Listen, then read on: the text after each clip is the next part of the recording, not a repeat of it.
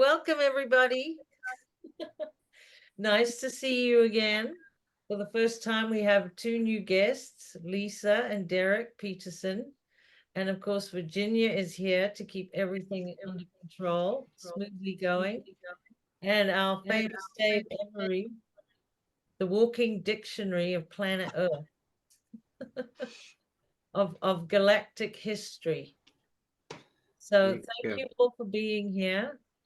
And we're going to start out with a little bit of an introduction. This will be part one because there's so much to cover that we're going to need a part two. So, Dave, you told us in the past that the human race has ascended before. So can we review the context of how and why we used to ascend and why we stopped? And then can you explain how we existed before in unity consciousness, such as our human abilities, co-create, manifest, collaborate, all of that? Okay, I'm going to do my very best there. It's a sort of quite a large subject, really, and it spans a lot of time. But let me first begin with saying that when we were seated here 25, 30 million years ago, in our first arrival here as angelic Tyrannusium human organisms, we used to be able to ascend within one lifetime. Now, what do I mean by ascending? Well, of course, as you know, if you've listened before, you'll know that we're supposed to ascend our consciousness, our conscious awareness of ourself, our true self, up through the stairway to heaven. It sounds a very grand and romantic term, but that's really what it is. That's what real evolution is. Evolution is not what we have been explained to by the experts on Earth, but real evolution is biospiritual evolution. And that means that we expand our incarnate selves here into the next harmonic universe, which is dimensions 4, 5, and 6, and into the next one after that, which is 7, 8, and 9, the next one after that, which is 10, 11, and 12, and then we go beyond the matter systems and into the primal light and the gaseous light and the pure consciousness. And each of us has a self, an identity within all of those harmonic universes. And they are all connected to us. And we are connected to each one of them. Of course, in our lowest harmonic universe here, dimensions 1, 2, and 3, it is very difficult for us now to communicate and connect with all our other selves. But they know about us and they can connect with us. Although, of course, we've been trapped in time, so we haven't been able to pick up the phone and talk with them, if you see what I mean. So back 25 million years ago, we actually had the ability to ascend all of those stairways within one lifetime. And what would happen is we would accrete all the dimensional frequencies, which is 1, 2, and 3, by the time we were 12 years of age. And then we would accrete all the frequencies of dimensions 4, 5, and 6 by the time we were 22. By the time we were 33, we had accreted all the dimensional frequencies of 7, 8, of 4, 5, 6, 7, 8, and 9. And by 44, we had done 10, 11, and 12. That's all of the matter densities have been taken care of, and we would be in our avatar self and still incarnated here in our physical body on Earth. That was a long time ago. And we had the choice of staying here on Earth as we were at 44 with no health problems, no aging, anything at all. We could stay in that state for thousands of years. Or we could choose to ascend into any one of those higher harmonic universes. We could go anywhere we liked. We could become any one of our various different bodies in all of those dimensional experiences if we wanted to, or we could stay here. Now that's the original cosmic plan. That was the divine design for all of us. However, as we know, things happened, shift happened, and we ended up, and this is where the cosmic tale is so astonishing, we ended up here, where we are, in a, well, effectively a prison planet, or it has been a prison planet. trapped in time, trapped in the time fields, which were like, the time fields were actually really like a record which has got a crack in it. And you know, when sometimes you get an old record and you play it and you put the stylus on and it round and round, it plays the music very, very nicely, and then suddenly it goes click and goes back again. And it plays again, click and goes back again. You see, that's what really our time matrix has been like, certainly in our local universe. We have had a hiccup in time, and we've never managed to get through our whole cosmic clock of expansion of consciousness. Always we've been pulled back in time. So our time clock has been changed, and we've been trapped in time. So that's basically what has happened. Initially, we were supposed to ascend. Now, many people have ascended over many millions of years. Of course they have. But it has become progressively more and more difficult. And what we have today is what I call the end game, the biospiritual end game, whereby the cosmic design has initiated a fail-safe, because things were so bad here and for so long that really it came face to face with time matrix extinction over a period of time. It would have been billions of years, but we'd have never gotten back. So all of our consciousnesses would have been fragmented eventually and lost in the space dust of eternal time.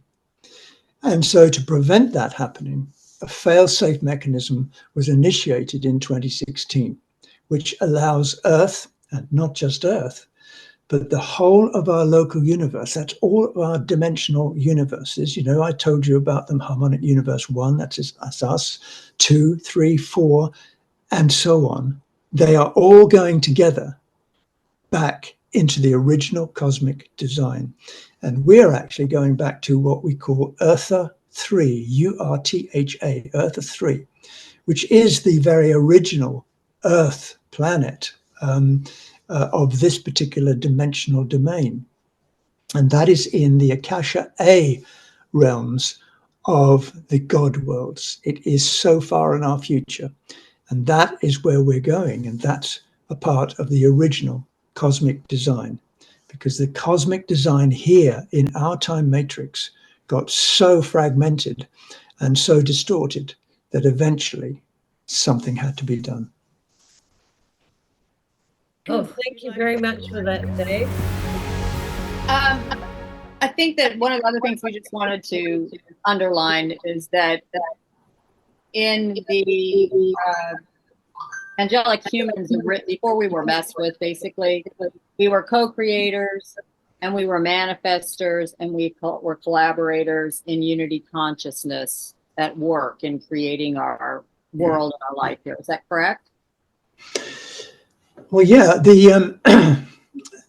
there are two primal cosmic laws. Well, I say laws, but these are, shall we say, elemental commands for living, for how to live, how to exist. And they are free will and the law of one. Now, free will, of course, is very important. We all have free will choice. The pure consciousness of God source allows us to have free will. We can do whatever we want. But there is the law of one. So we can do whatever we want as long as we observe the elemental command of the law of one, which is unity consciousness. It's to be aware that, in fact, every particle of the cosmos, every aspect of creation exists with its own sovereign soul state. That's every particle. So every rock crystal is a particle of consciousness. So in our free will extension of our own lives and living and existence, we must remember the respect for the law of one for every other being. And so we are all part of everything. Everything rings and shines with the same sound and light that we do.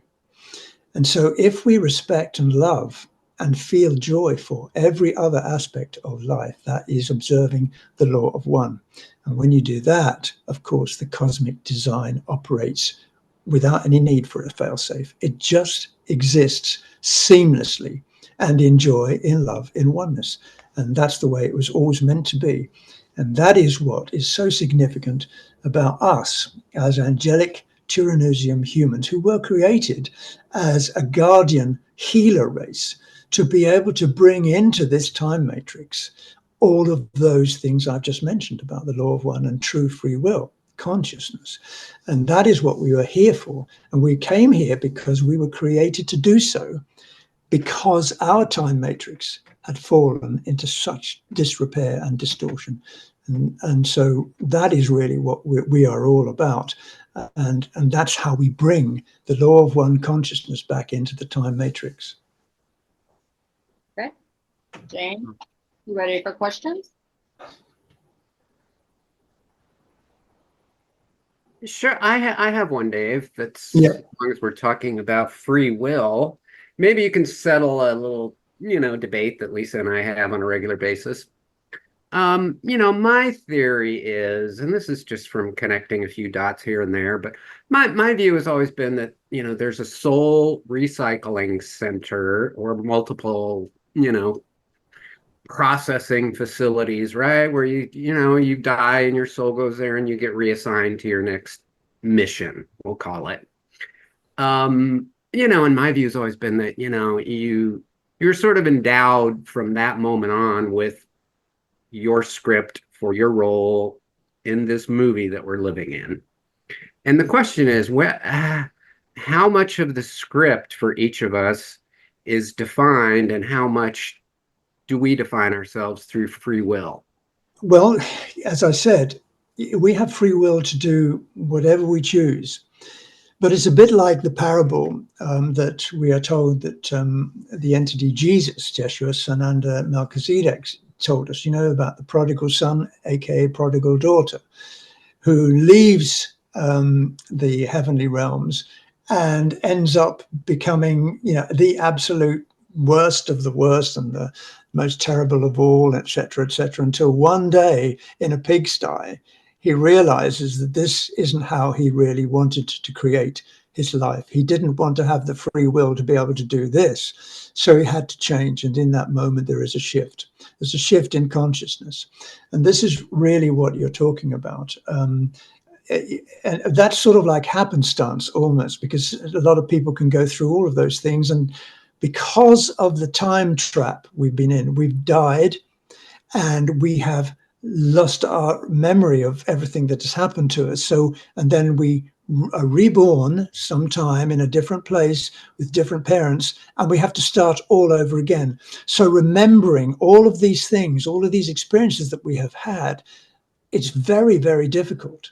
And so that's where the reincarnation aspect has been such a challenge for us. So with regard to when you leave this physical realm and you go into a state of your conscious projection, and that's in between dimensional realms, then yes, there is a sort of a review board. In the Bible, we're encouraged to believe that St. Peter and a number of other angels talk to you, etc., about it, and so on, and it becomes an assessment of your life with a few shaking fingers, etc., and then you go back and you suffer karma for it, to pay for. It's called atonement for all of that. Well, of course, that is a particular fallen angelic viewpoint about how life should be lived. But you're right, there is a review which you and your consciousness carries out, you and your soul families in all the other harmonic realms, and they know you, and they are you. You are them. In fact, the universe of you is exactly that. It's a universe of identities progressively more and more aligned with God consciousness. And so, yes, they help you to make sense of what you have been doing, how you have expanded your consciousness, and where perhaps the areas are that you need to improve, if you like. It's sort of like a report. But it's only designed to help all of them, the whole family, because you as an incarnate being here, oh my goodness, I can't tell you, this applies to everybody.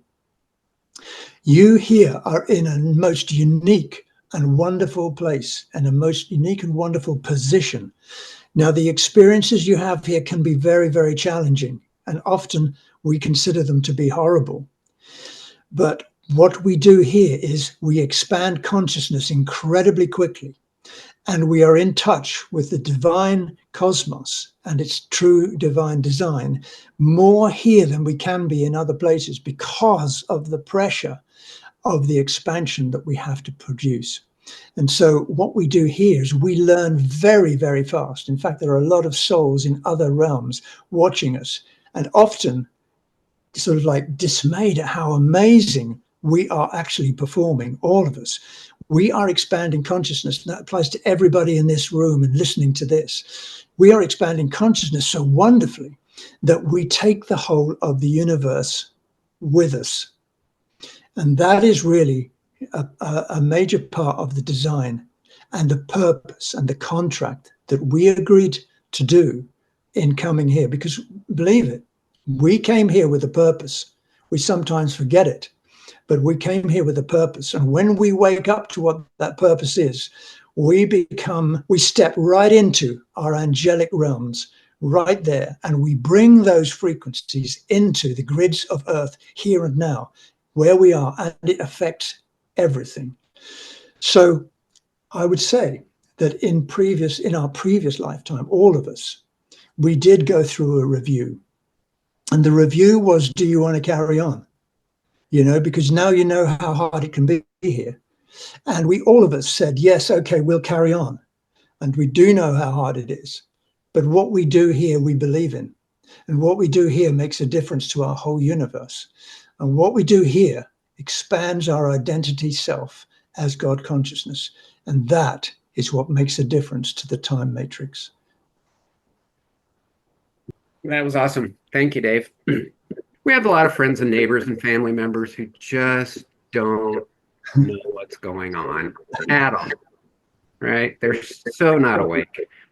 And so if I met you at a bar, Dave, and I was a complete normie and had no idea what was going on, and I knew your background as a, cosmic historian, how would you start to explain to somebody what's going on this planet right now?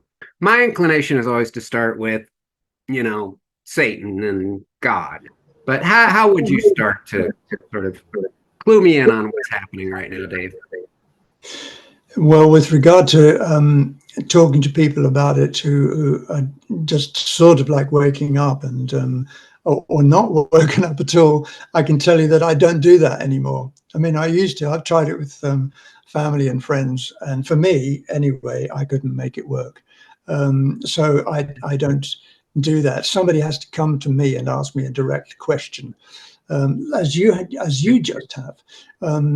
Although I know that you and everybody here listening already knows as much as I do. I'm just simply passing on perhaps some extra details that I may have come across. But we all know what's really going down. So you made it. You suggested that it was a battle between good and evil. Now, I don't think it is, but I get your point. And it's very easy to say, yes, it is. It's Satan and it's the angels. And although actually angels, by the way, are really referring to fallen angelics. Angels refers, this is just slightly off the tack, angels refer to HDCs, which are hyperdimensional cones, which are crystal cones, which are placed by the fallen angelics into the grids of Earth in specific points so that they can transmute the energy coming through the energetic grids of Earth and use it for themselves and send sound pulses into our grids, our frequency grids. So our mental bodies and sometimes our emotional bodies are affected by them. So HDCs are really known as angels. Those are the angels we're talking about, okay? But okay, evil and good.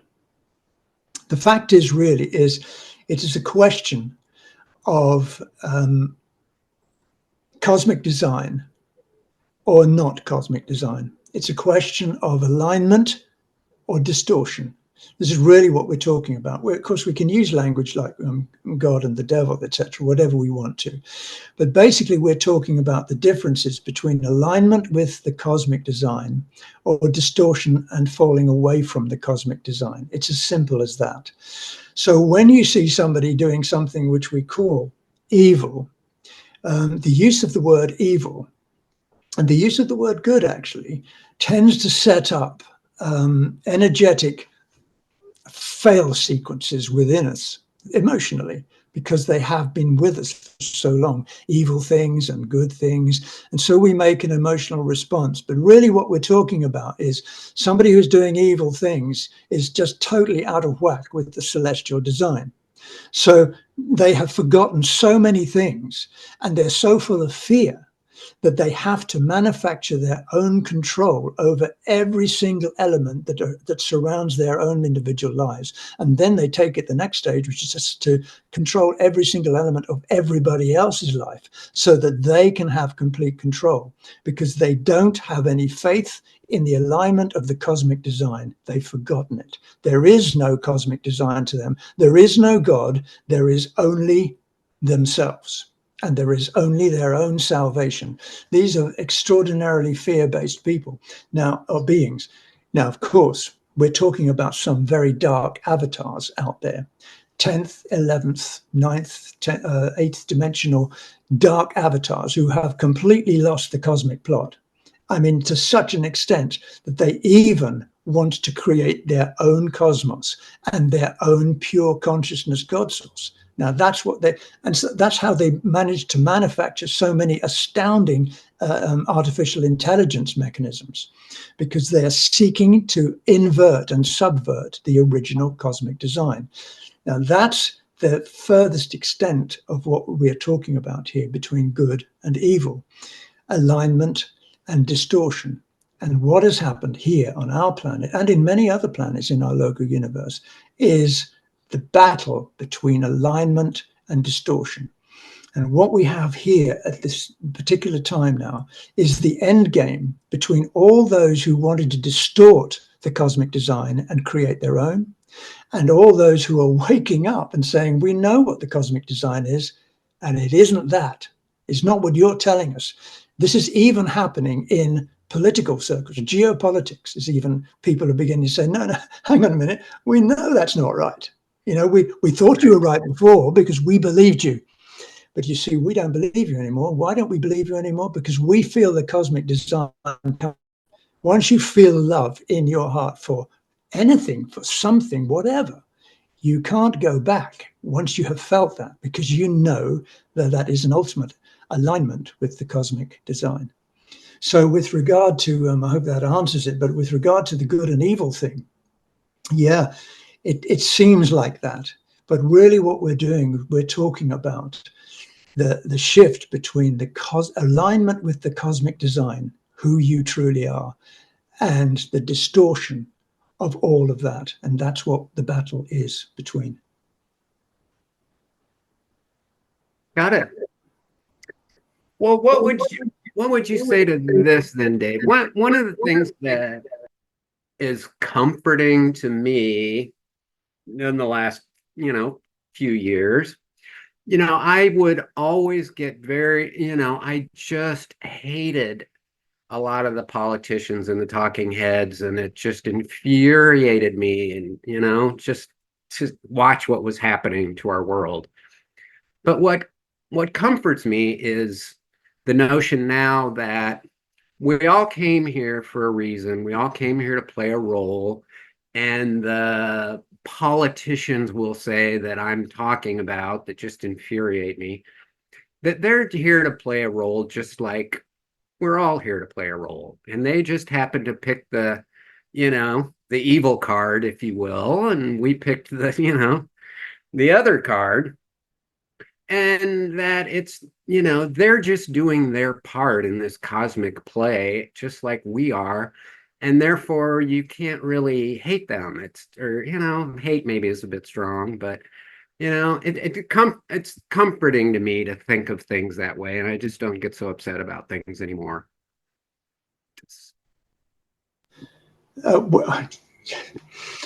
What can I say? I mean, angelic humans, angelic indigo humans, Tyrannusium orifim beings as we are, have this predisposition towards understanding other beings, realizing that we are all one, and being able to express absolute love.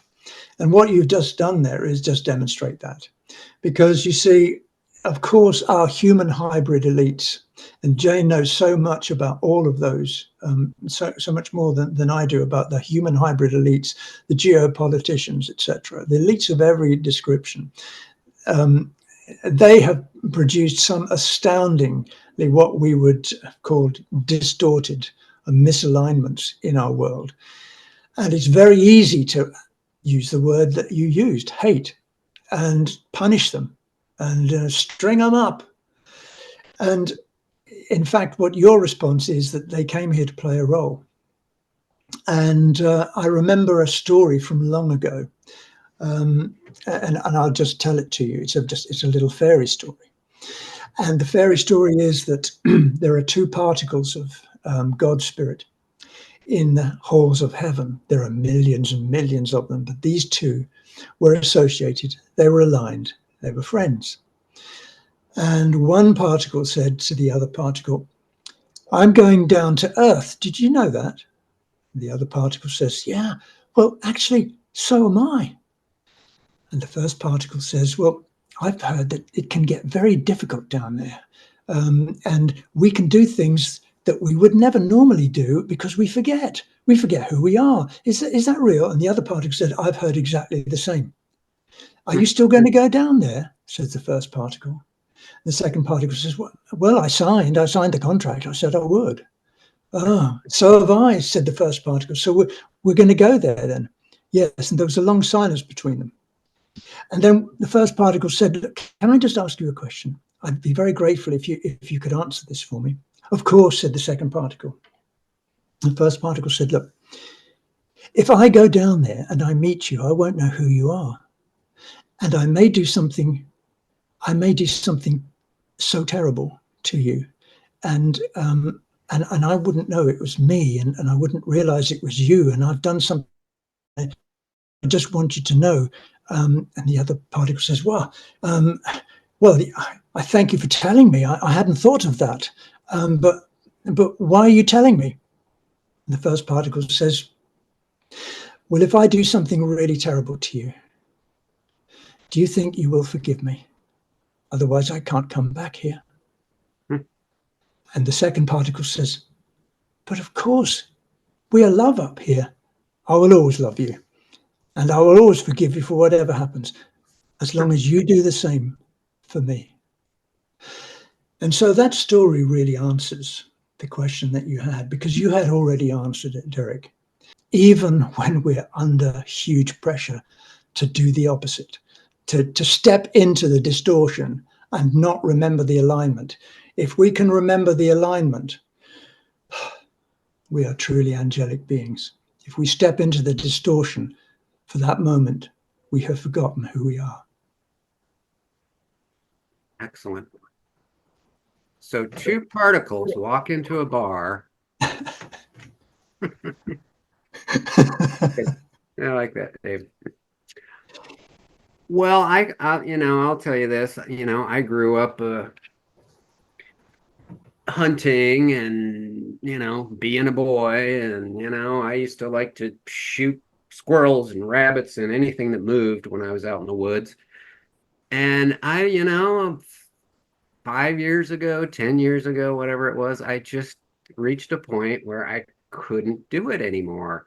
And now it's to the point that I don't even like to step on a bug. I don't kill bugs anymore. It's just been quite a, transformation.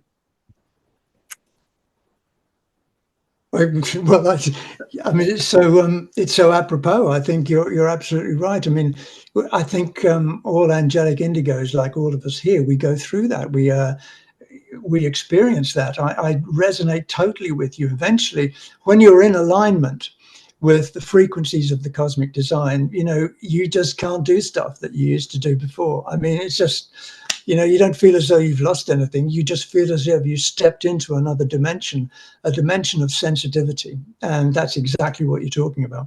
I remember, look, I'm full of stories, and you got to tell me to shut up if I bore you. But here's another story. This happened to me when I was 8. I was with my best friend, David Hull, who was a bit of a nutter, as we would call him in England. He's a nice guy. I got on very well with him, but I mean, he would just do anything. You know, he was impulsive, emotionally impulsive, but he was only 8. I was much more restrained. And we were walking on a hot day in the summer holidays. We were walking past this lovely gardens, loads of gardens around, but this garden had an array of the most wonderfully planted and grown tulips. And there they were, all, you know, red and purple tulips, and it's just yellow tulips. Oh, it was just beautiful. I'm laughing, and I shouldn't, but anyway. David Hall was right next to the tulips, and as he walked past them, he went bop, hit one with his fist, and the whole thing flew up into the air and then turned over and came down like a parachute. And I was impressed with that. And David Hall laughed, and he did the same to all the rest of the tulips. And I was laughing because they just looked amazing, you know, to do that. Yeah. And he was in hysterics too. And then suddenly we heard a shout, "Oi!" And out comes a man into his garden, and he's furious. He says, "I spent years trying to grow those lovely tulips, and you boys have just destroyed my work in 5 minutes. Right. What have you done for yourselves?" And of course, I stood there mortified. I said nothing. David Hoss says, "Well, I don't know." So the man didn't call the police or say, "Where are your parents? I'm going to tell them." He just said, "Right, sit on that wall." So we sat on the wall because he was a big guy and we didn't want to offend him. And he kneeled down and he said, "I'm going to tell you about plants, and I never want you to forget it."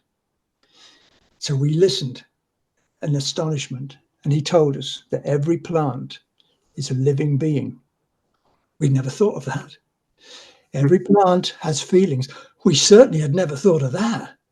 Every plant feels every pain that you feel, and they feel every joy that you feel. And every plant has a name. Well, I tell you, that guy stepped me right into alignment with cosmic design right then. And he did it with David Hull, which was amazing. And we said, sorry, we won't do it again. And we were serious. We walked away, and we were talking about how plants can talk to you, and they were alive. And we spent time talking to the trees. Of course, everyone thought we were idiots, but that was a lesson which, you know, we've just been talking here about. You said you don't step on bugs. Well, it took me a while to get there, I can tell you, but we're on the same team, Derek. Oh, that's great. That's great. Well, speaking of angels, so our topic today is know thine enemy. So we're talking about Satan or Lucifer, and I guess I would like to maybe have you clarify, you know, the difference between those two, but it does seem like on that side of the equation, you have Satan and you have Lucifer and Baphomet and Baal and Moloch, but on the on Source's side, well, so I think of it like a hierarchy, right? But you know, on the good side, other than God, you know, and maybe Archangel Michael, you know, who else is on that team? You know, what's the hierarchy look like under God? That's, you know. Okay. Well, yeah. Do you want me to just explain briefly about the Lucifer Satan thing? Sure. Yes. Well, Lucifer is Toth Enki Nibiruan construct, a symbol code for their god, because he comes out of the Lulitan tribe of Nibiru, and Satan comes out of the Satane Marduk worship. So Satane is a symbol code for the god of the Marduk Anunnaki, Lucifer is a symbol code for the Toth Enki Anunnaki. So that's just the name they gave to their gods. It was thrown into the Bible, of course, because those entities have had an input into the biblical references, which were all distorted, of course, deliberately. They had some truths put in, but they had a bed of falsehoods thrown in as well. And then, of course, you've got the Jehovah God, Jehovah and Yahweh. The story behind Jehovah is very, very interesting because it connects with the Metatrons. Now, Metatronic aspects are very fallen, anti-Christiac groups. But it's worth remembering that, in fact, the Metatronic family came out of the race line Giovanni in dimension 13/14. Now, that is gaseous light. That's high consciousness. I mean, it's just superluminal consciousness of great alignment with cosmic source. So the Metatrons, who have been very demonic and who created their gods of Yahweh and Jehovah, took them from the race line memory of their own family in dimensions 13 and 14 called the Giovanni, Jehovah. So the Metatronic God is Jehovah, and it's also been included as Yahweh as well. And so those gods are really the gods of the Metatronic fallen, but they came from the dimension 13 and 14 gaseous light, highly expanded cosmic creation realms. So you can see how shift just happens. Distortion happens over billions of years sometimes. And sometimes we can't even remember how it got to be there. So that's the gods aspect of it. So those gods, Jehovah, Lucifer, Satan, and so on, they all come from the fallen angelics. All right. Okay. Now, who have we got on our side? Well, we got lots of beings on our side. First of all, well, you have God source, and you can call God source pure consciousness, or you can call it the original of all that is. And that is everywhere and in everything. We are walking God consciousnesses. But in this particular physical form, you know, we have downstepped a lot of our frequency, and that's why we have forgotten. Anyway, who else is on our side? Well, there's lots. There is a downstep process that pure consciousness does with its intention. And Jane knows all about this and has done some wonderful programs along with Virginia about this. And whereby the downstep of intention, the God course, pure consciousness intention, is to intend a downstep, and it downsteps its energy, its radiation energy, which is ineffable, and into a lower state whereby it creates a tripartite, a tri-union of elemental energetic particles. And the first particle is the partikai. And that partikai is all of God consciousness. And that means that it is omnipolar, it is perpetual motion, it is eternal stillness, it is electric, it is magnetic, it is non-force, it is force, it is energy, it is antimatter, it is matter, it is antimatter. In other words, I'm saying that this one particle is God consciousness. And out of that one particle, it creates a reverse of its own self, a reverse polarity of its own self. And that is called the awry, which is matter, which is magnetism, which is sound, which is vibration, which is feminine. And out of the feminine vibration magnetic reverse polarity particle of God consciousness is created the electric light oscillation and masculine. Okay, so that's the tripartite, that's the union. And out of that union then comes the Christ code.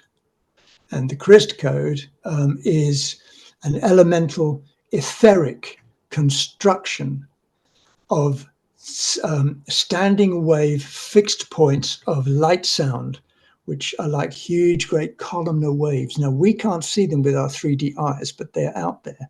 And they are, the crystal code is, there's one for our whole time matrix, which is vast and enormous. And if Jane is able to get a picture of the crystal code that I sent earlier, if you can, it doesn't matter if you can't, I can, she'll put that up on the screen. So there's the crystal code. And in the very heart of this crystal code, which is a light sound electromagnetic construct, a structure upon which our holographic universes are created. In the center of that is a small crystal code, which is called the crystalla. It's right in the center, and that is the feminine awry crystalla. So within the large crystal code, which is masculine, there is the awry feminine right in the center. And in the center of that crystalla is, there you go, this is the crystal code. Now, this is absolutely enormous. Now, this is what our whole time matrix is, our whole 12 dimensions of matter is created upon. This is the standing wave, light sound, fixed frequency signets upon which are everything you look out into the sky, night sky, and the Hubble telescope shows you. You are looking at the etheric, the physical 3D version of this etheric universe. And in fact, what she has shown here, well done, Jane, the blue is another universe behind ours. And that blue one is huge. That's called the Akasha universe. Now, behind that Akasha universe is another one, which is even bigger. It's called the Akasha A universe. And behind the Akasha A universe is another one called the Akasha Aya God World universe. So what we're talking about is absolutely immense, vast projections of standing light sound wave structures upon which our life and our physical body is actually manifested. So if you look at the white grids inside the blue grid, and you look at the bottom grid, the very bottom grid, that is our 12 core signet matter-based template for our universe, our 12 dimensions of universe. Down at the bottom, the very first circle is dimension 1. The one above it is dimension 2. Then going to my left, over to your left as you look at it, is dimension 3. That is our Earth. So we are in dimensions 1, 2, and 3 of this white universe. Okay, that is our Vecca universe. And over to the right, 90 degrees, is our electric masculine universe. It's parallel. Now, yes, we say it looks as though it's miles and miles away, but factually, it's actually a part of us, although we are separated by repulsion zones, which are frequency shifts, so that everything can be in the same space and time, but we can't see them. For example, we can't be a part of dimension 12, even though it's right here around us. So your avatar inside you, and it's listening to me, and it's observing how you are responding to this.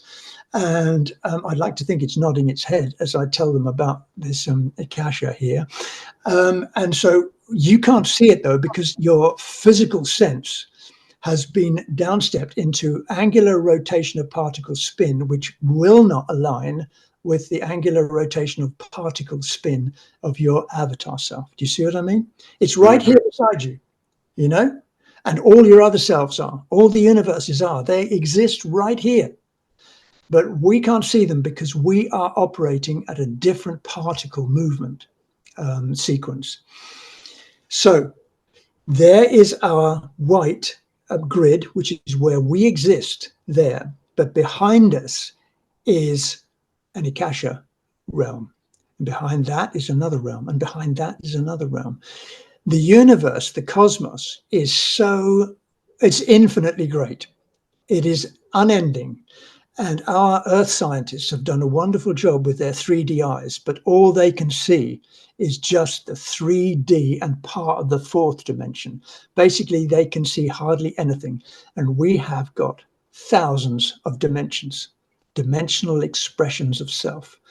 And so consequently, we are, in fact, your Tanotra self, which is dimension 18 of you, is as big as that. It's as big as the universe.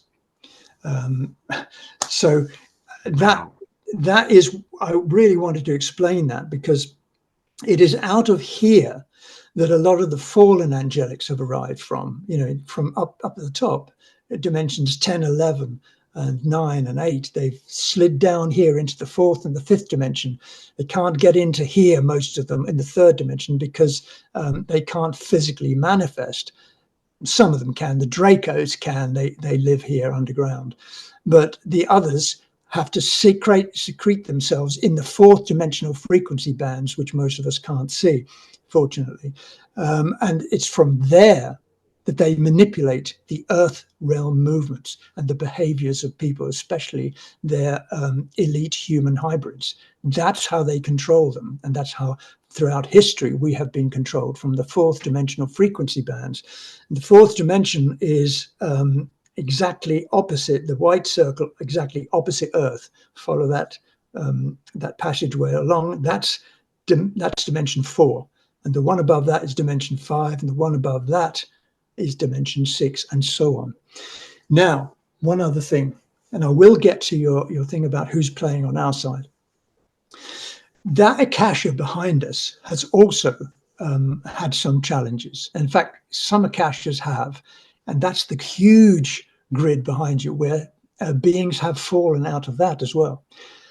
But then there is the Akasha A universe behind that, which is just indescribably huge, all right?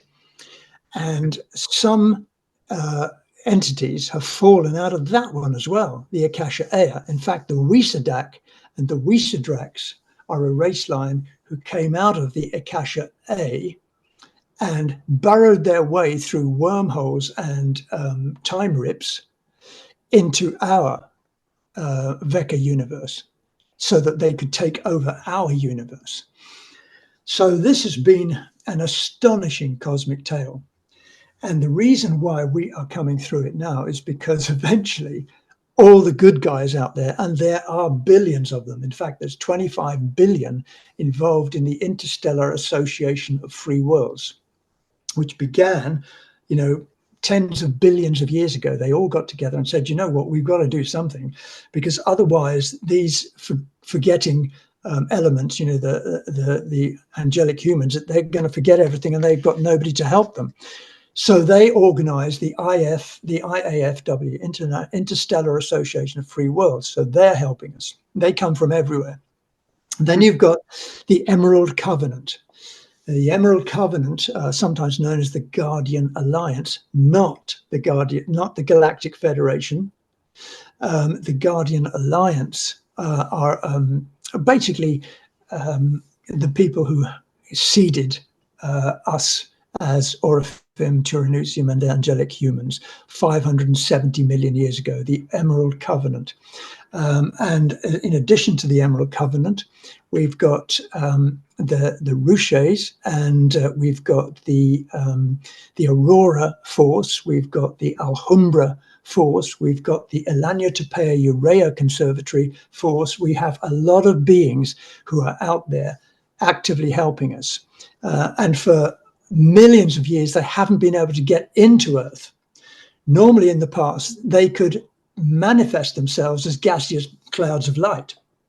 If we were in trouble, they could materialize here as, and you can imagine the effect that a huge, great cloud of gaseous light, which speaks to us, would have had on everything. They couldn't manage to do that because we had been shut off here. We'd been time trapped. That's why Jeshua Sananda Melchizedek had to incarnate here as a physical being. He couldn't get here as his 12th dimensional self. had to come in as a human being and then do his work once he'd been born. So that's been our issue. A lot of these helpers are having to help from behind the veils, if you see what I mean. And they've been doing their very best to help us. And that's essentially where we are now. We've got a lot of helpers, and people like us now are beginning to recognize that, and we're beginning to talk to them. You know, we're actively connecting with them. Wow, Dave, Okay. that's a lot of really, really good information. And I'm sure people are going to have to listen to it about 3 times. So what I like to say right now is we've got Lisa's questions still to cover. Lisa's questions. So first question up. Who or what are the controllers behind the veil? Well, yeah, it's a great question, and there are so many of them. I mean, you couldn't shake a stick at how many there are. It's the primary ones are what we call Belial Sun and Black Sun. So the Belial Sun, Belil, sometimes regarded as the devil, the Belial Sun are. They've had their DNA strands sliced from 12 possible to 11, 10, or 9. They did that deliberately so that they couldn't interface with cosmic design. That's how far they got. But they're distorted, fallen cosmic beings of actually originally tremendous cosmic knowledge. You know, if you get up into dimensions 8, 9, 10, and 11, you know stuff. You know how the cosmos works. You know, all the stuff that I've just been explaining, they know the absolute details as to how to operate structures like that. But the Black Sun are beings who have sliced even more DNA strands. Sometimes they've only got 2 left. Now, if you've got 2 left, you can still be very technologically brilliant. You know, but you just lose all your sensitivity and feeling, your empathy for other beings. So your law of one realization is pretty much whacked out. It's gone. And so these are the people who have been operating behind that veil, the 4th dimensional veils and the upper 3rd dimensional veils. And you want names? Well, we got draconians or Dedicrons. Draconians are reptile dragon beings. Dracos, who actually live down here because they have human interface. They had a human interface a million years ago, so they actually believe they're the guardians of this earth, and they're some pretty unpleasant beings, and they live underground. You know, the chupacabra and those strange beings that sometimes get washed up on beaches and nobody knows what they are. Yeah. Those are remnants of Dracos and their experimentations, etc. That's not very nice. But you've got Dedicrons, which is sort of snake beings, snake reptile people. You've got now this is one for Derek. I forgot to say Archangel Michael. A lot of people go on about Archangel Michael. Archangel Michael is not a good guy. He never has been for 250,000 years. They're a collective of beetle people. And they run the New Age groups, many of the New Age groups of love and light, to get people to be sucked into love and light and do as they're told. They've been very successful at it. So the Archangel Michael are actually beetle people. Necromitons are another very nice group of collective. They used to be, all of these groups used to be fine. You know, but 250 billion years ago, they started to slip. And the slippage has been significant, you know, since then. Who else have we got? Well, you got the old favorites. That's the Anunnaki. Oh, they've been around forever. The Anu Elohim, and they used to be good guys, but they fell. And they were dimension 11. And they created, eventually, they created the Anunnaki. And the word Anunnaki means the avengers of Anu. They're trying to avenge their ancestors who 12th dimensional coding and eventually fell. So the Anunnaki are avengers of Anna. And who are they trying to avenge against? They're trying to avenge against you and me, the angelics. They were sent here to destroy us initially. Of course, there are some very good Anunnaki who are trying to get their codes back. And the Guardian Alliance and the Emerald Covenant have really helped them to try and do that. They tried to help Thoth Enki, but he reneged on all the deals and stole the material and the cosmic material and used it against us. What else? Oh, the second Jesus, called Jeshua 9, he's a ninth dimensional avatar who was actually a Nephilim Anunnaki. Yeah, the second Jesus was a Nephilim Anunnaki. So you might be thinking, well, crikey, why did he come down here as the second Jesus? Well, he came down here to help the Anunnaki, all those human beings who've got Anunnaki coding in them. And that's most of us now have got Anunnaki coding in us through interbreeding and force breeding. And he came down to help those Anunnaki recover their codes. The Pharaoh Akhenaten was a Nephilim Anunnaki, and he came down to help the Anunnaki recover their codes too. So a lot of them have been very good. But the Anunnaki, the bipedal dolphin people, Sam Jassay, Anunnaki, oh crikey, there's so many of them. They run anti-Christiac agendas. They sometimes fall into agreements with the Emerald Covenant, said, oh, well, we want to be on your side because, you know, the bad guys are coming after us now.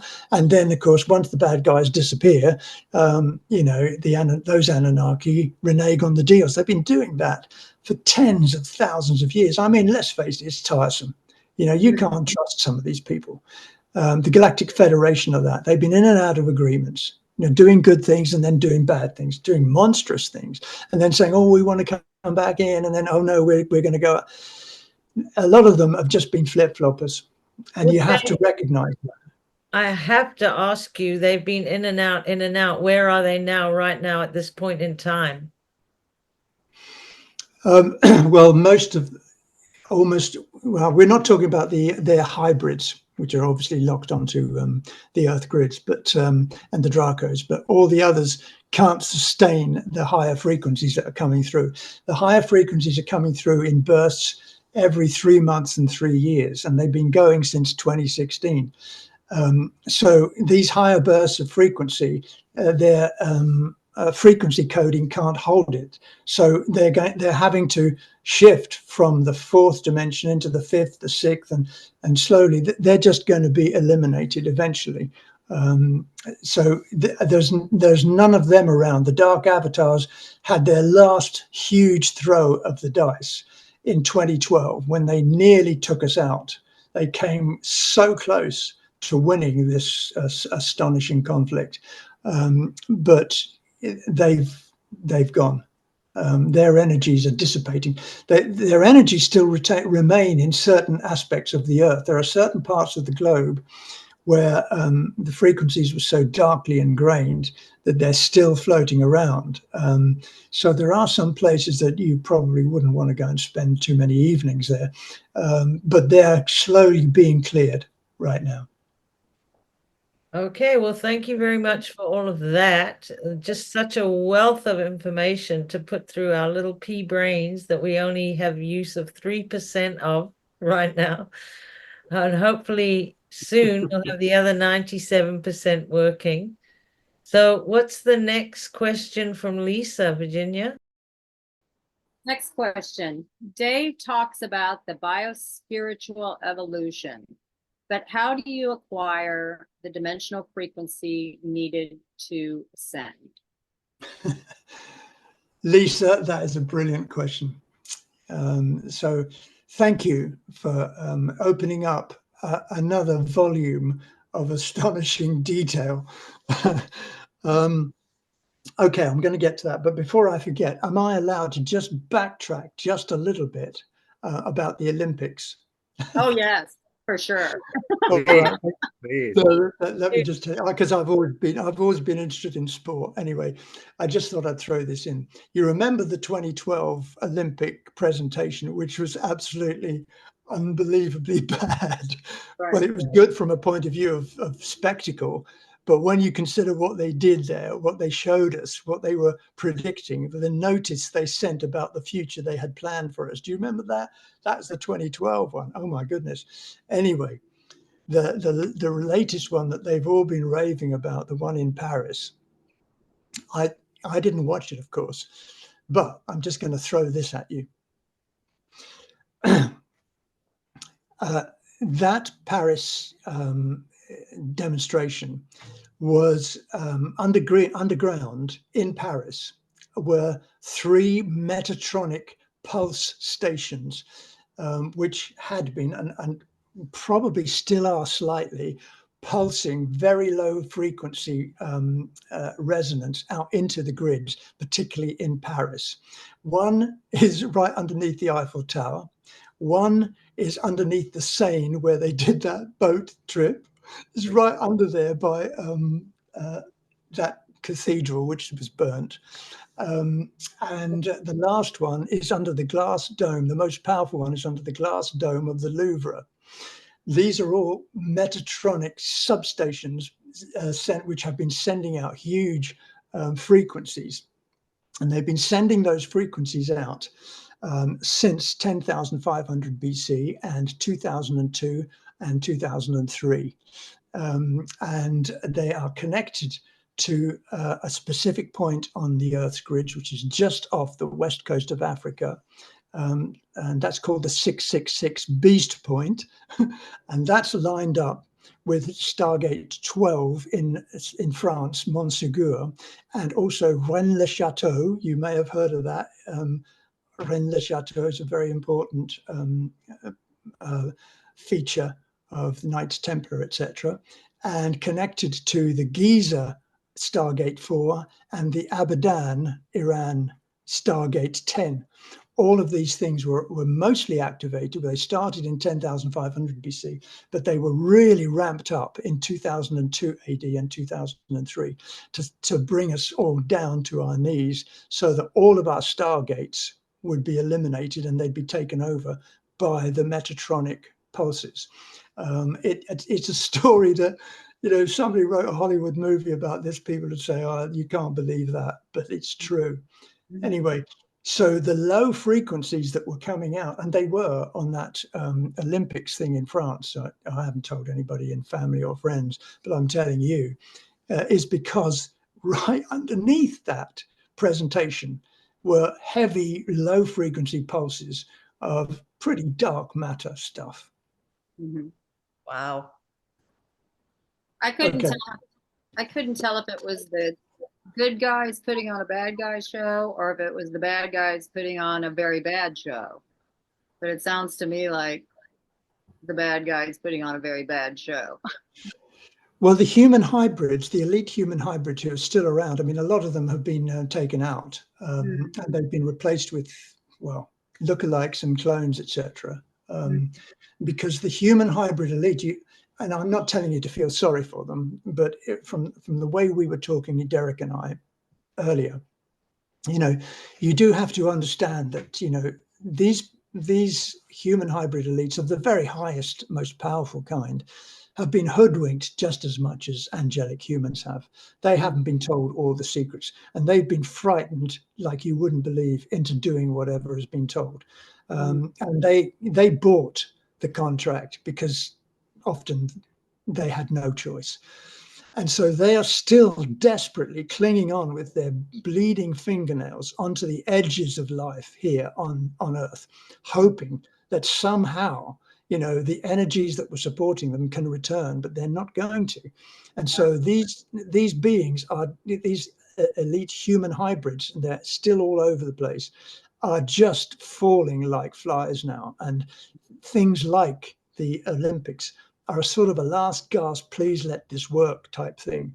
And it's got nothing to do with the athletes who are trying to do their thing. They're doing their thing because that's what they want to do. That's their free will choice. But they don't know what's going on underneath the surface. Wow. Well, I'm glad to get that update. Yeah. Thank you, Dave. So now I've got to go to Lisa's question. I was hoping that maybe she'd forgotten. Oh, Nice try.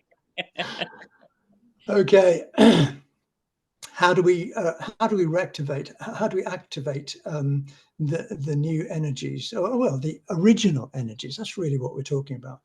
Well, the first thing you've got to realize, and this is just such a wonderful thing, you all have, you as angelic indigos, and and I know you're angelic indigos, all of you, and all those who listen to this program, because you cannot be listening to this program and taking it in unless you are an indigo sixth strand assembled and activated being. Indigo beings have the sixth strand developed, which is, as Jane knows in her color chart, indigo is the sixth color, and then violet is after that. And so you are all indigos. And the reason I know that is because you can't access this information without being able, through your frequency fields, to accept it. So you have to have the sixth strand assembled and active. So this is just astounding news, because you see, for many thousands of years, we've only had 2.5 strands, sometimes 3, sometimes 3.5 strands active. And our experts have been telling us that we've really only got 4 and the rest is all junk. Well, I'm not going to knock them, because they just don't know. They're working in a very low frequency 3D stroke 4D environment. So they can only believe what they can weigh, what they can measure, and what they have evidence for with their 5 senses. But in fact, we have 12 strands DNA, with 1 strand for every dimension. So we have 12 strands and 144 fire letter standing wave sound light connections with our 12th dimension. So we are avatars in effect, all right? We just haven't assembled all of those necessary DNA strands, but we're on our way. In fact, there was a huge input by the Emerald Covenant and the Guardian Alliance to help us. And that was a couple of years ago. And that's where many of us, and that includes people listening now and here with me, you have had your DNA strand construct uprated to 48 strands. Now, 48 strands is, well, it's the only strand construct of that nature and that expanded quality anywhere in our time matrix. It's the same as the Emerald Covenant. It's the same as all of the higher dimensional beings, the avatars, and so on. Now, it doesn't mean that we can levitate, and decommission our particles and then disappear into another dimension. We don't have the ability yet. All right, but you have the capability. And as you expand your confidence, your confidence and your consciousness, you are going to activate and assemble more of those strands. So literally, the sky is the limit for you. And it's not just us here, it's people listening, and many, many, many people around the world now who are awakening. And you know that they're awakening. You can tell when somebody is awakening.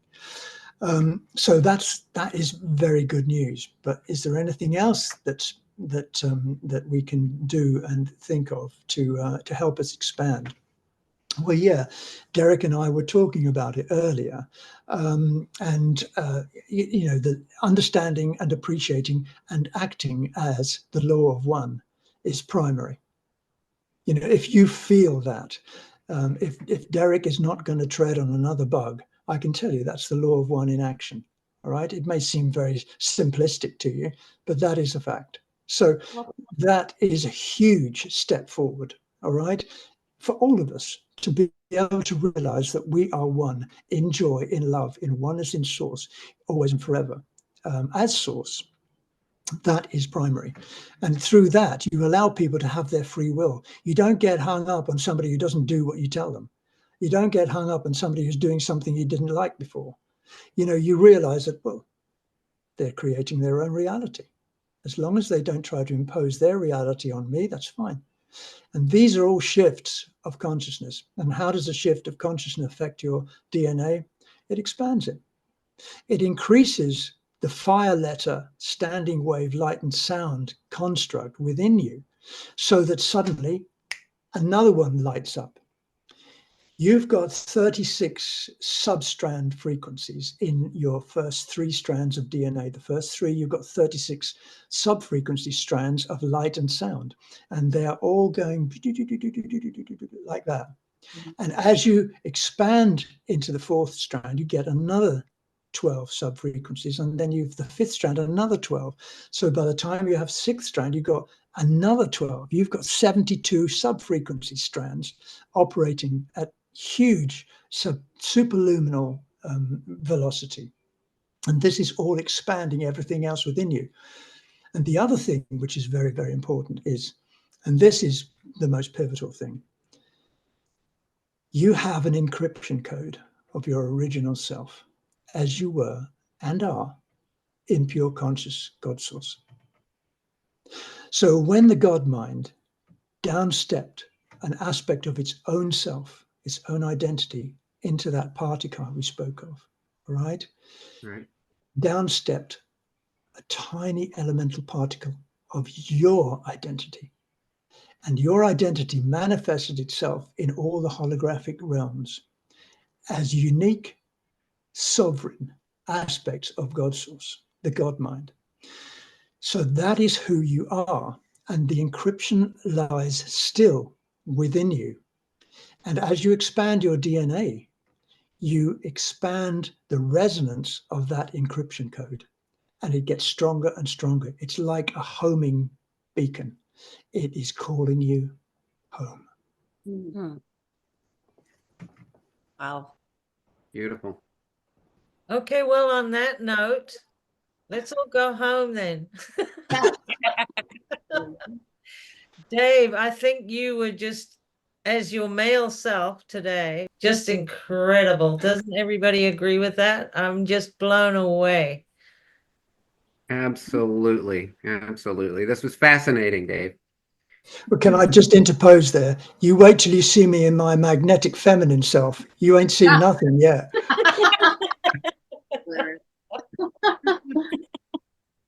Oh, that's great. Well, we're almost at an hour in.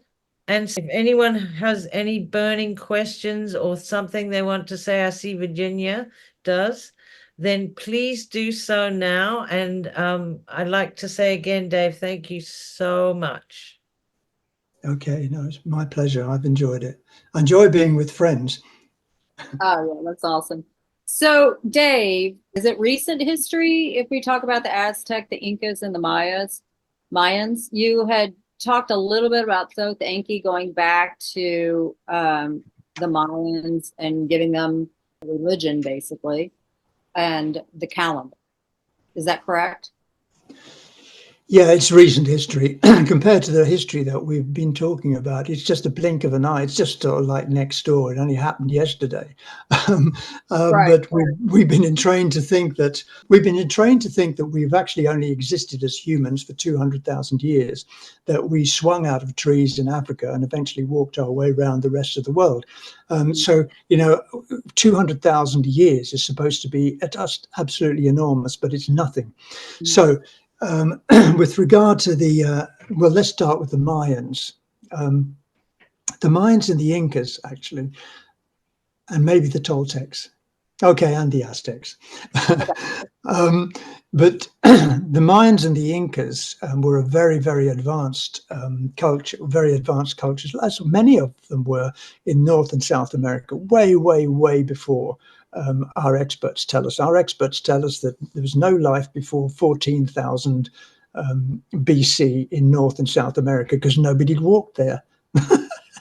Sorry, I shouldn't laugh. That's a bit rude, really. But there's been civilizations all over the place. And in fact, a lot of them were cosmic, inner-standing nations and tribes and races. And of course, this is what the fallen angelics behind the veils did not want. They didn't want people talking like we're talking. They didn't want people to know about DNA strands, expansion of consciousness, the connection with the God mind, the cosmic design, the alignment of the law of one, All of these things were absolutely anathema to those beings who were trying to control the 3D frequency grids of the whole lower dimensional universe. They wanted us to be in complete ignorance. They wanted us to believe everything they told us, and that we were made by them. You know, Thoth Enki and all the other gods, they created us. Well, you know, some people believe that, and that some people who are very, very intelligent believe that, and I just think it's nonsense, but that's just me. So what happened about Thoth Enki? Now, Thoth Enki was a big player. He's been a big player in our history for 400,000 years. So has Enki. So have Enlil and Marduk. They've all been big players, and they've all written histories, their own histories, and put us as their collateral. But in fact, Thoth Enki was a renegade in many ways. He flip-flopped into and out of agreements, as I've explained. He was one moment very, very supportive of the cosmic design, and the next minute he used the cosmic design to control his own 3D desires for our Earth. And so what he did was made sure, amongst many other things, he made sure that whenever there was a group of people beginning to expand consciousness anywhere in our 3D world, and I mean anywhere, he would send a Leviathan force of human hybrids who had their DNA mixed with primate DNA, Anunnaki DNA, some other DNA, and of course, angelic DNA. All right. So they were a mixture, and they were entrained to chase after any angelics who were speaking the cosmic truths. Now, this has happened so many times, you couldn't believe it. Mayans and the Incas. The Incas were 4,700 BC. The Mayans were 3,700 BC. They had speakers like Ashiana Dean, who came to give the cosmic truths and tell them to the people, because people were forgetting. All right. So what happened? Within a couple of weeks, the Leviathan forces of Thoth Enki, there were other Leviathan forces of the other collectives as well, not just him, but he sent them into the Incas, demolished all the texts, stole the texts that they could find, slaughtered the people, and displaced them, kicked them out. He did the same with the Mayans. Now, the Mayans had a calendar. So we've been repeatedly told about this Mayan calendar, but they had their own cosmic time clock, like all of the Christiac beings. We knew about the cosmic clock of time and how it worked. But what Thoth Enki did was he introduced to the Mayans their own Mayan calendar, which became very famous. All right. The Mayan calendar that he talked about, he went and destroyed the nation, displaced them in 3,700 BC. 600 years later, he goes back as a savior. All right. You know, you hear the things of, Quetzalcoatl. Have you ever heard of Quetzalcoatl? Where, you know, the blonde god from across the sea. Well, we're talking about Thoth Enki, right? He comes in, he's a benign figure now, 600 years later, and he presents them with a calendar. And the calendar finishes in 2012. Now, why would it finish in 2012? Because, you see, 2012 was the end game for all the fallen angelics. They wanted the whole of our world to fall into their phantom matrix by the latest 2012. They had it all planned. So here's the Mayan calendar. It's a wonderful thing, and it finishes in 2012. He also did the same with the Julian calendar. You know, Julius Caesar? That was introduced as well. And then a little bit later on, we had the Gregorian calendar. What was that? 600 years after that. They've been controlling time. And the Aztecs that you mentioned, and the Toltecs that I mentioned, they are offshoots of quite distorted aspects of the experiences that the South American tribes had, largely through Thoth Enki. The Mayans, for example, had to disperse in 3,700 BC and disappear across the Gulf of Mexico and into Florida and into New Orleans and all along there and into parts of Mexico, as we call them now, because they were just kicked out. And so they had to start again. So all of those nations have been distorted and separated. And every time that there have been cosmic truths being spoken, these Leviathan forces have chased after them to destroy them.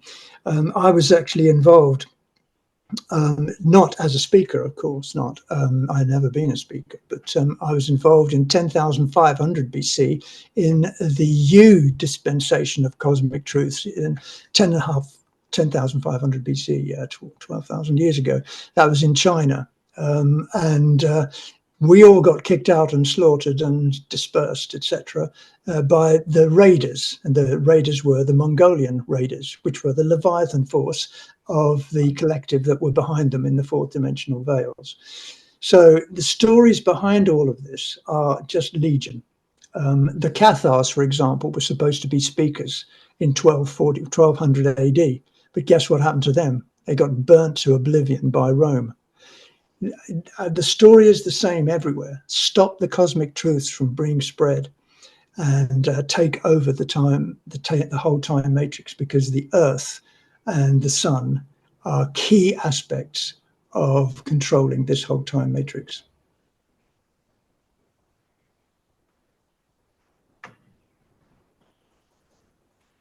It's pretty mind-boggling, Dave, I tell you.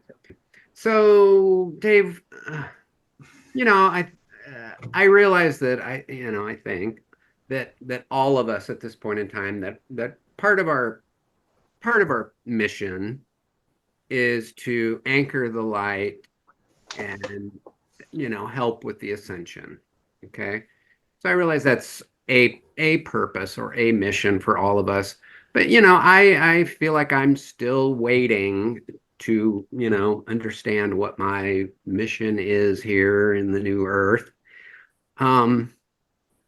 I've always kind of thought, well, maybe it's maybe I'm supposed to build affordable housing or something, or maybe I'm supposed to run for sheriff, or but I have no idea what to expect. But can you just give me your perspective on mission and purpose? And do you feel like you know what your mission is in the new earth, Dave?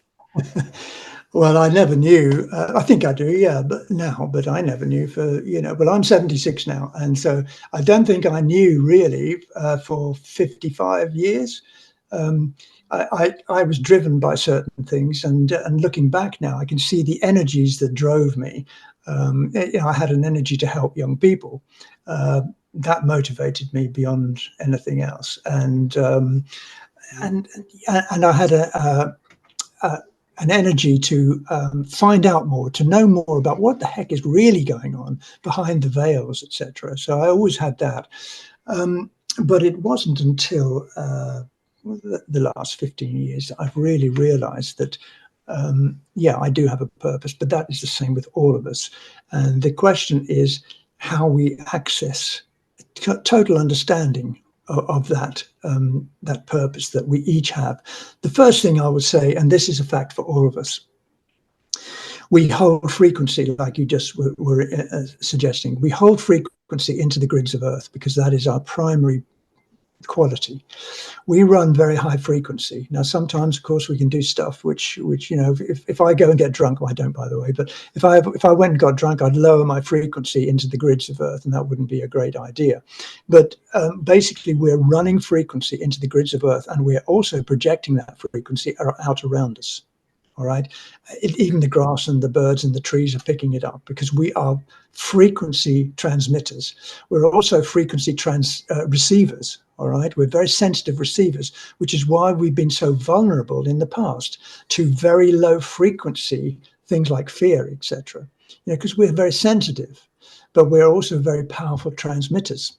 And that's what makes us so dangerous to the fallen angelics and the elite human hybrids, because they know that we are serious transmitters of very high cosmic frequency. And we haven't even known that ourselves. If somebody had told me that when I was 27, and trying to be, the greatest tennis pro in the world, I would have said, you're an idiot. But now I can see it. Wow, we're tremendous transmitters. So that's the first thing. That is your primary mission underneath all. But you might have something else, and it's probably, I mean, I'm not saying it is, but it's probably not to do with 3D expansion of infrastructure, for example. It is probably not to do with the geopolitical improvements that people often talk about, etc. It could be, I don't know. But I tell you what is running here.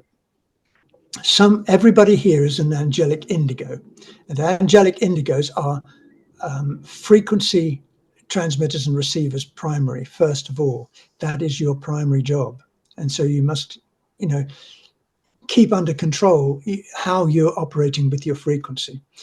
The next thing is that you could be a key holder. Now, there are very few key holders here on Earth at the moment, but more are arriving. I don't know. I'm not one. And a key holder is a person who stores frequency for impulse into the Earth's grids when they're required. So if a place is particularly low in frequency, a key holder can remotely project high frequency into those grids. Now, I'm not a key holder. I don't have that skill, but I know somebody who is, somebody I've never met, but I've spoken to. I know a key holder. And then there are flame holders. Now, flame holders are people who actually can absorb lots of frequency and can dispense that, not to particular places on Earth that they can, but they can dispense that frequency to people who require it. They're sort of like healers, all right? So they are flame holders. And I sort of talk about flames because you see our DNA strands are composed of fire letters, which are essentially flames. All right, they're cooling life force flames, And as you expand your DNA, you can hold more of those flame codes, more of that frequency, and flame holders can project it. So what am I? Well, I'm a flame keeper. I'm pretty certain I'm a flame keeper. Now, a flame keeper actually stores frequency, but so that it can be used to explain and store cosmic information. So I'm really I'm a librarian. I'm a cosmic librarian. That's really all I am. And that's why I'm known as a flame keeper. So I just keep the flames of the cosmic design. And that's why when I talk to you, I don't use notes. I used to use notes because I was still in 3D, but now I don't use notes. Why not? Because I trust my higher dimensional selves to allow my flame keeper codes to tell you the information. So I'm just passing it on. Then, of course, there are specific avatar indigos, and there are more avatar indigos being born at this time throughout our world. And there are more indigos, actually. There are about 3 or 4 million indigos around the world. Now, it sounds not very many, but do you know, one indigo like yourselves, each one of you is an angelic indigo. One of you as an active indigo. In other words, an active indigo is an indigo who knows who they are. There are lots of indigos who don't know who they are, right? And they have to wake up to that. But an active indigo holds the same frequency of resonance as 100,000 unawakened humans. So each one of you is holding 100,000 flame sequences, or flame sequences of the same as 100,000 other human beings. It doesn't denigrate the human beings. They're all wonderful aspects of God's source expression, but they're not projecting their flames, whereas you are. So this just makes you massively powerful. So just walking around the place, just thinking as you think, you are having a huge effect on this cosmos. It's fascinating. Thank you, Dave. Dave, I went to the doctor's office the other day to give blood. And when they stuck the needle in, all that came out was like diamonds and crystals and things came tumbling out. So I'm thinking I'm pretty far along with this whole crystal and DNA upgrade. I think you are. Yeah, awesome. Well, everything is crystal, actually. That's just so amazing because you know, the electromagnetic light sound, electrotonal transposition of consciousness into matter is all to do with crystallization. So yeah, you've got blood crystals there. You're quite right. So it's, in your case, you know, in my case, it's blood crystals. In your case, it's blood diamonds and sapphires. And, and I'm very envious. That's wonderful. But yeah, it's all crystallization. You know, we're carbon here, which is carbon crystal, and then we become carbon silica, and then silica, and then plasma light, and it's all crystalline. It's just amazing. Okay, well, if I had my choice, I would sit and talk here for hours and hours and hours and never stop. And I'm not really here to make a movie. Just want to have a discussion. So shall we say our thank yous and our goodbyes? Okay. Well, look, let me just say I've really enjoyed meeting you, and I've really enjoyed sharing. Of course, I've done a lot of the talking, but, you know, it's not me talking. In effect, I'm just a voice piece. Really, what's been happening, and it may be difficult for you to realize, but what's been happening is that my higher selves have been talking with your higher selves, and your higher selves are coming back to me through your listening abilities and through your understanding of wanting to share.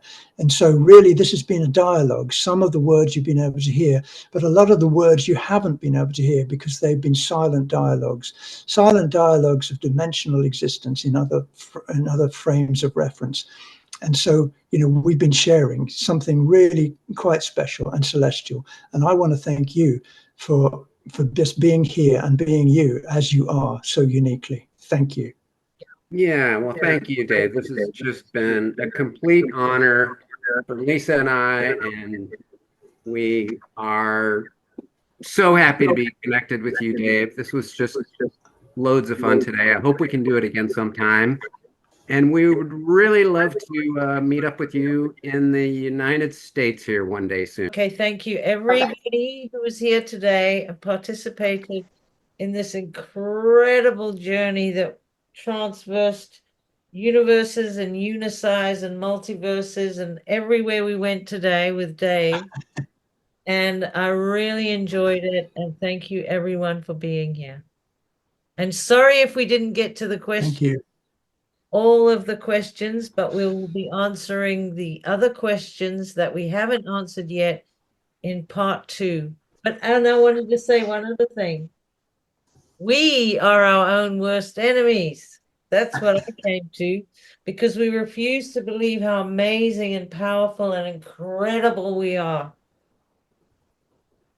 That's true. That is so true. Yeah.